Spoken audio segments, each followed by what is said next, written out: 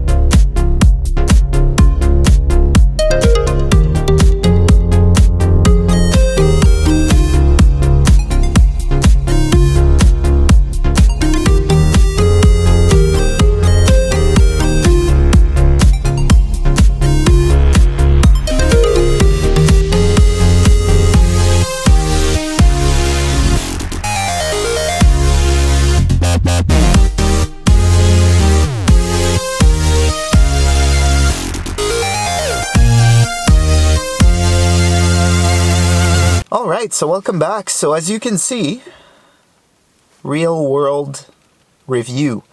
So the car is filthy, and the reason why I decided to do this video montage with the car in that shape, not washing it or doing anything like that, is to give you an actual idea of what the car looks like about 90% of the time. So as you can see, when I was talking about harsh conditions, that's what that means. So there's salt, there's grime, there's rain, there's ice, there's snow. We use calcium on the roads to melt the ice. So that all gets onto the paint, and over time can wear out components, can make the car rust, and so forth and so on. So without further ado, let's talk about a few things about this car. So first off, I want to say that even after 2.5 years, absolutely love this car.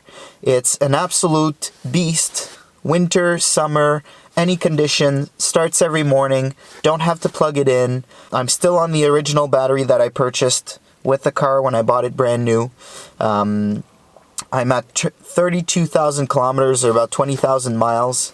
So, and they haven't been, very easy miles. I've been driving this car. Most of it is to and from work. I'm about 20 kilometers away from work, so every morning I get in traffic. Every evening I also get back in traffic. Drive it sometimes during the weekends, but it's mostly stop and go traffic every day. So I've modded a few things, and I'll talk about that definitely in a later video.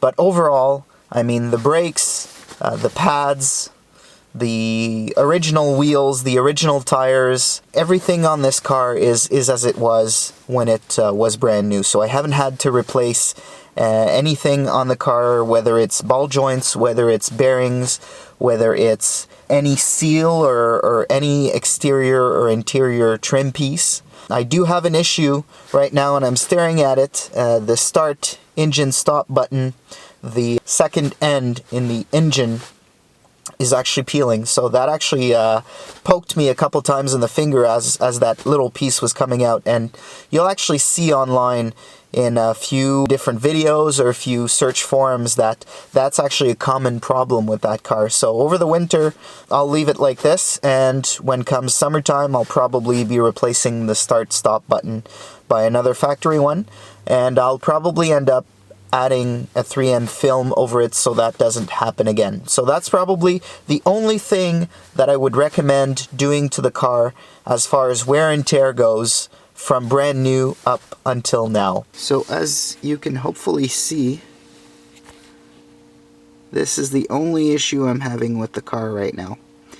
You see that little piece of the end here has actually ripped off. That's the piece that actually poked me a couple times.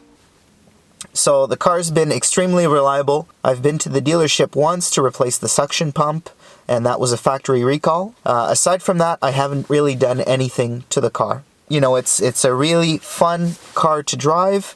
It's dynamic, it turns well, it brakes well, it accelerates well. I love the interior on this car. I have the Jack Terry cloth seats. Aside from that, the infotainment system has been working beautifully. I've gone online, looked at a couple tutorials to add the radio channels so that they're in color. If you like fiddling around with albums and actual pictures of those, you can make that all very pretty looking on the screen. I do have the 2015 version, so that is the MIB1. That's probably the only thing I really wish I had waited for the 2016 version on. That comes with the MIB2 screen, so it's a little bit bigger. The color is a little bit better on that screen, and overall it's a better unit. Responds a little bit better to the touch and to anything that you're doing. But aside from that, voice functions work beautifully. Changing radio channels works beautifully, and overall it's been great for that too. My version has the auto dimming mirror, has the automatic rain sensing headlights, has the automatic headlights as well. So I mean, everything is pretty much automatic in the Autobahn version, so that's wonderful. Lots of creature comforts. As you could probably see earlier in the video, the pedals are all aluminum. I have the 6-speed manual version. I really enjoy that. I've looked at numerous different forums. People are changing out little bits and pieces to make the engagement of the 6-speed shifter a little bit better. I don't feel like I need to change really anything. And I'm coming from Hondas. I've driven GSRs, Integra Type Rs, S2000s. I've driven just about any Civic Si. That was actually a car I looked at when I decided to purchase this car brand new. So aside from that, and me talking about everything I like about the car, here are a couple things I dislike. So this being the upscale version of this car, I wish it was possible without having to go to the leather seats to have the fully powered seats. So I have this feature on the side of my seat so I can recline my seat, and that works with a button. But if I want to go back and forth, I actually have to pull a lever at the bottom here. No idea why the heck Volkswagen would do something like that and not just make everything automatic on the seat. And that is on both sides. So anytime you have a passenger in the seat, they're always kind of wondering how they need to set up their seat. And the fact that you have to go up and down also using a manual lever is not that wonderful. I would say aside from that, I wish this car had Homelink. I will be building a garage in the next few months, and unfortunately that feature is not available. There is a kit that you can buy that will give me the ability right next to the shifter of just pressing a button, and that will open the garage door without having to use a remote or anything like that.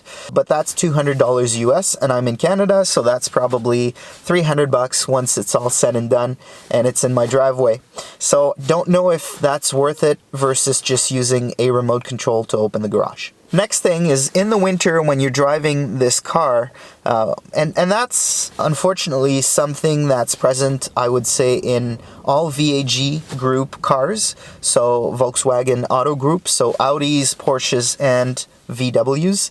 The motors that they put in the up-down window aren't really that strong, so anytime there is ice, there is snow on your window, they stop opening and closing. So you go to a drive-through, you try and get your coffee, or you do anything like that, they won't actually open. So you actually have to open your door to grab whatever you're trying to grab. So when you're going into an underground parking or something like that, and sometimes you're really close to where you need to be to grab your ticket, you actually need to pull a little bit ahead.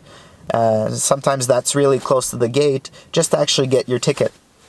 So that's something that's not great with the car. I also find that the passenger side door, it has a tendency to get a little bit of ice seeping into, I would say, the crevice or the door mechanism portion. And ice tends to pool at the bottom of that. So it's happened to me a couple times that the door has been very, very difficult to open. And I'm always worried that on that side of the car, I'm going to bend the metal, I'm eventually going to chip the paint, and that's something that worries me over time. Aside from that, whether it's a BMW, an Audi, a Mercedes, anything that is German, so this car being German of course, they have a tendency to be really, really good against corrosion. So I'm not expecting to have any issues with regards to rust on this car for many, many years. Of course, as any car, you know, in this type of weather, I would recommend washing it often. I would recommend, if you're in a heated garage, you know, making sure to dry off everything, because that will have a tendency to introduce corrosion on the bolt heads and on anything that can basically introduce condensation. But aside from that, I'm expecting this car not to have issues with rust for a long, long time. So we'll go for a little drive with the car here, and I'll just put some music and you'll actually see me driving the car. That'll give you an idea of the conditions of the roads that we have in Quebec City. Now, of course, I'll probably do another follow-up video to that in the springtime when things start to melt, because you'll see some massive potholes everywhere in this city. The fact that we get a lot of snow, the fact that everything warms up, cools off overnight, has a tendency to wreak havoc on the roads. And the quality of the roads in Quebec City are not great compared to maybe some other areas in the States. And so you need to be very careful with a car like this that is lowered in these types of conditions. So without further ado, let's go for a little drive.